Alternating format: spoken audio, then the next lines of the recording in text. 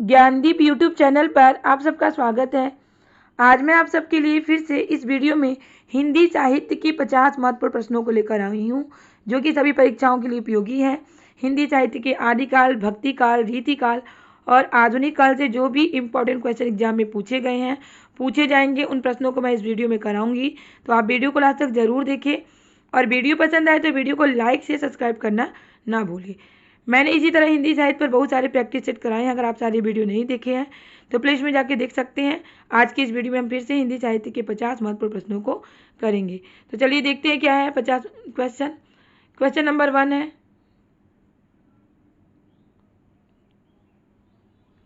Question number 1 है, कुटज के रचयिता है। कुटज के रचयिता कौन है? हजारी प्रसाद द्विवेदी। कुटज क्या है? किस विधा की रचना है? निबंध विधा की रचना है। ललित निबंध है कुटज और इसके रचनाकार कौन है? हजारी प्रसाद द्विवेदी। कबीरदास की भाषा कैसी है? कबीरदास की भाषा है सदुक्कड़ी भाषा। कबीरदास भक्ति काल के निर्गुण काव्यधारा के ज्ञानाश्रयी शाखा के प्रतिनिधि कवि हैं। कौन? कबीरदास। और इनकी भाषा क्या है? सदुक्कड़ी भाषा है। कबीर को बाड़ी का डिक्टेटर किसने कहा है? तो कबीर को बाड़ी का डिक्टेटर हजारी प्रसाद द्विवेदी जी ने ही कहा है। कबीर को क्वेश्चन कई बार रिपीट किया जा चुका है। कबीर को बाड़ी का डिक्टेटर किसने कहा है? हजारी प्रसाद द्विवेदी ने कबीर को बाड़ी का डिक्टेटर कहा है। क्वेश्चन नंबर 3 है, हिंदी गजल लेखन का कार्य किसने प्रारंभ किया था? हिंदी में गजल लेखन का प्रारंभ किसने किया था? तो दुष्यंत कुमार ने प्रारंभ किया था। क्वेश्चन नंबर 4 है, जॉर्ज ग्रेसन ने पश्चिमोत्तर समुदाय की भाषा को आधुनिक भारतीय आर्य भाषाओं की किस उपभाषा में रखा है? जॉर्ज ग्रेसन ने पश्चिमोत्तर समुदाय की भाषा को आधुनिक भारतीय आर्य भाषा की किस उपभाषा में रखा है? तो बाहरी उपभाषा में रखा है।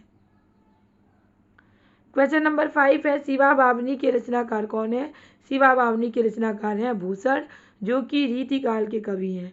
रीतिकाल के कवि हैं कौन? भूषण। और शिवा बावनी जो है इनकी रचना है। क्वेश्चन नंबर 6 है, प्रेमचंद के अधूरे उपन्यास का नाम है। नाम क्या है? प्रेमचंद ने बहुत सारे उपन्यास लिखे हैं, लेकिन इनका कौन सा उपन्यास है जो कि अधूरा उपन्यास है?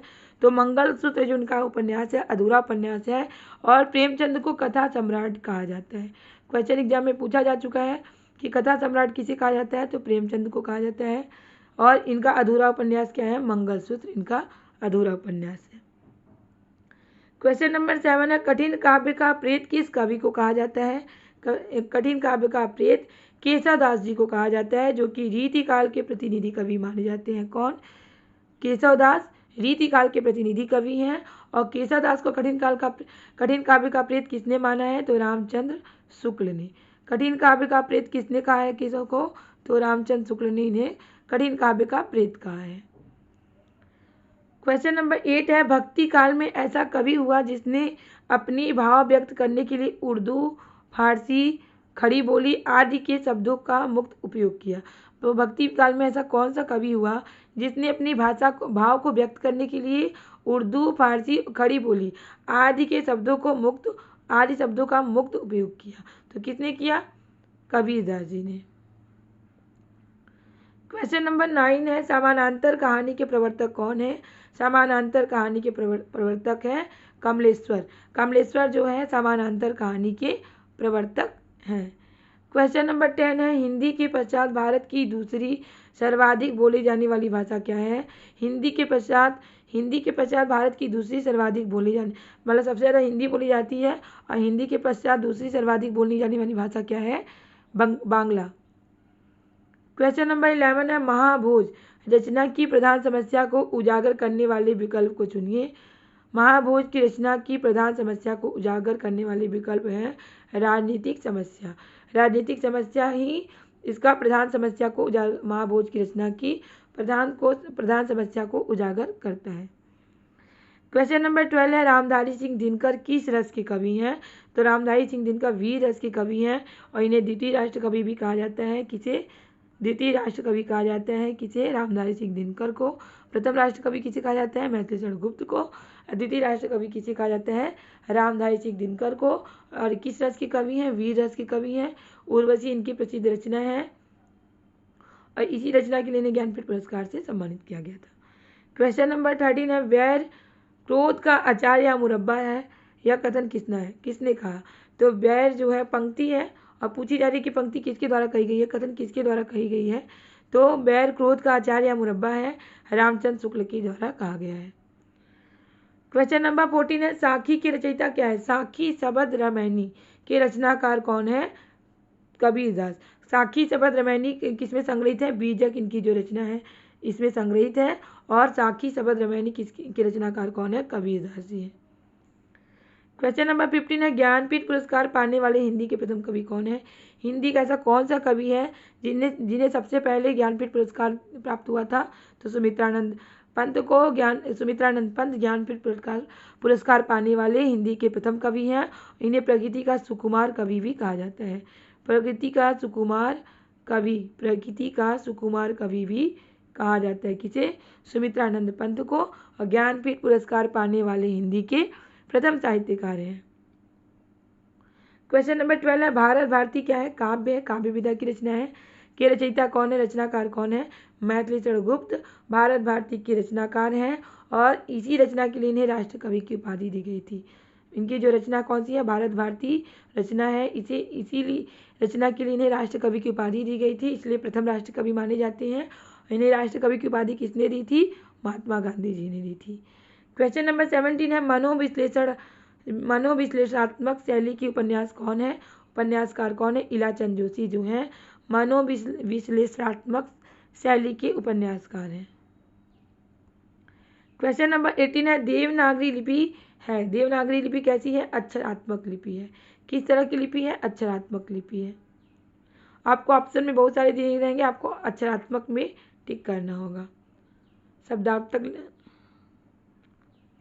क्वेश्चन नंबर 19 है, श्रद्धा किस कृति की नायिका है? श्रद्धा कामायनी कृति की नायिका है। श्रद्धा जो है कामायनी, जो कि जयशंकर प्रसाद की रचना है। जयशंकर प्रसाद की रचना क्या है? कामायनी, जो कि महाकाव्य है। क्या है? कैसा काव्य है? महाकाव्य है। और जयशंकर प्रसाद की कामायनी जो है प्रसिद्ध रचना है इनकी। और इसकी जो नायिका है कौन है? श्रद्धा है।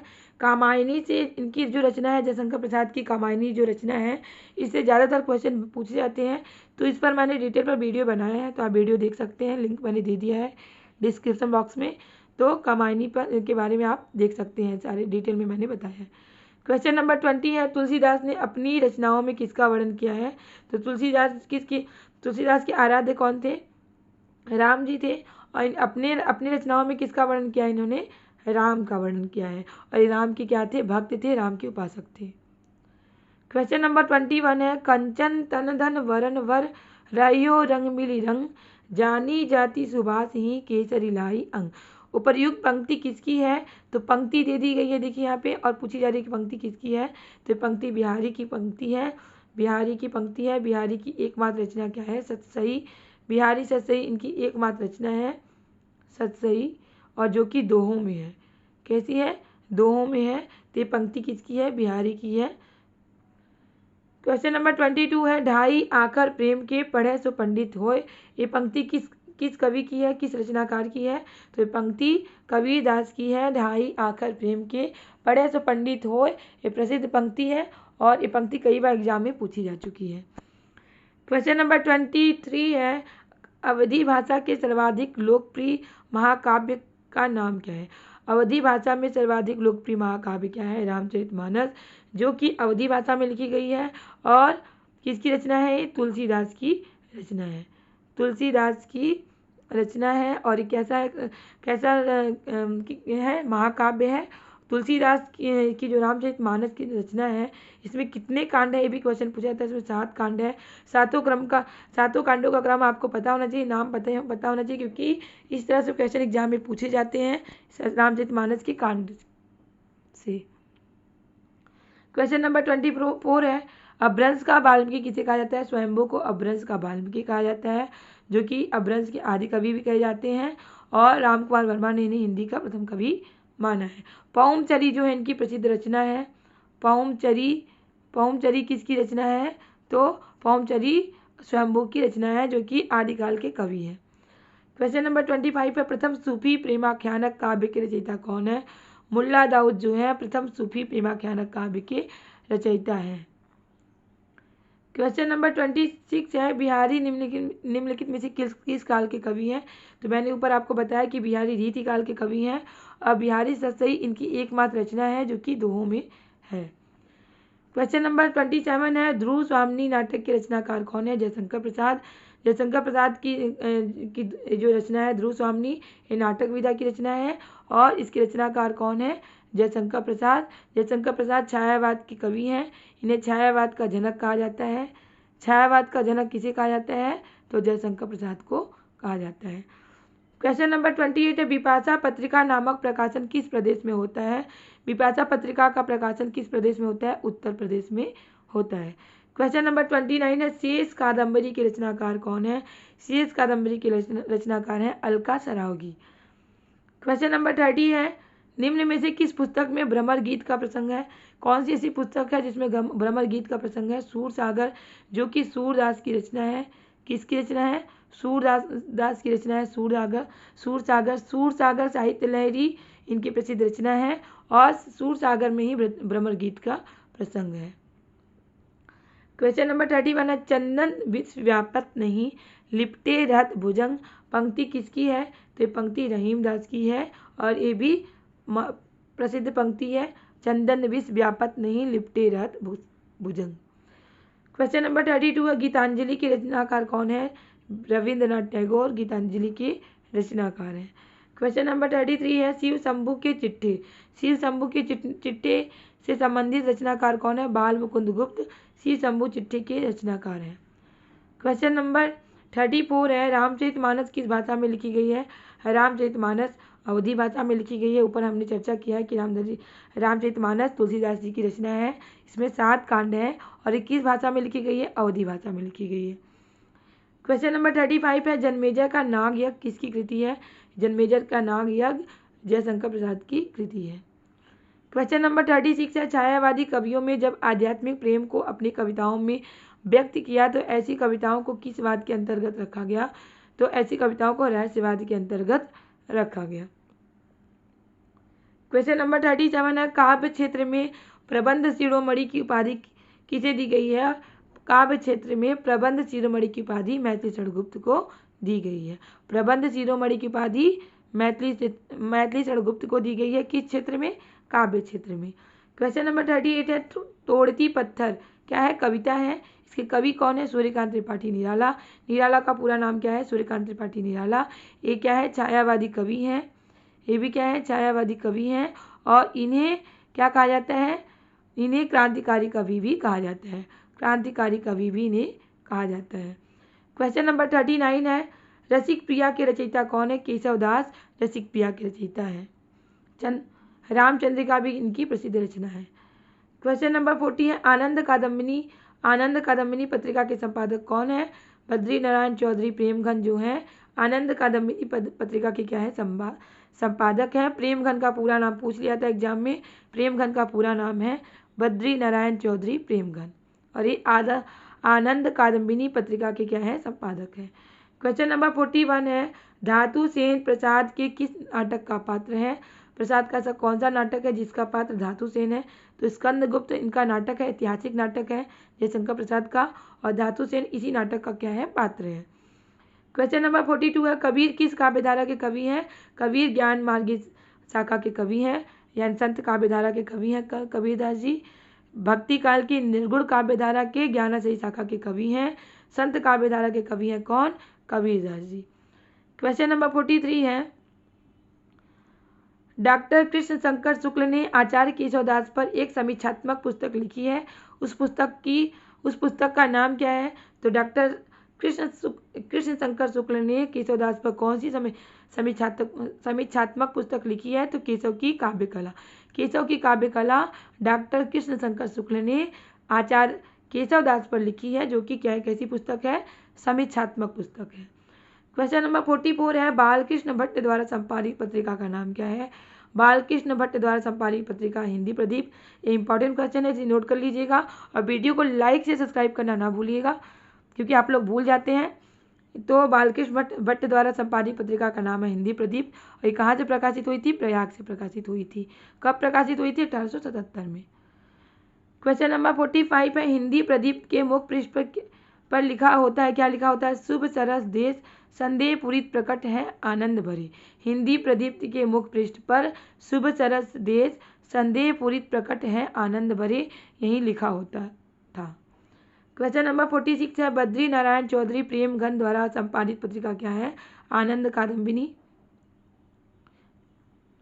क्वेश्चन नंबर 47 है, हिंदी समालोचना का सूत्रपात किस पत्रिका से माना जाता है? आनंद कादम्बिनी पत्रिका से माना जाता है। किसका? हिंदी समालोचना का सूत्रपात। क्वेश्चन नंबर 48 है, नई कविता पत्रिका के संपादक कौन है? जगदीश गुप्त जो है नई कविता पत्रिका के संपादक हैं। ये पत्रिका कब संपादित हुई थी? कब प्रकाशित हुई थी? 1954 में। क्वेश्चन नंबर 49 है, प्रताप नारायण मिश्र की प्रसिद्ध पत्रिका का नाम क्या है?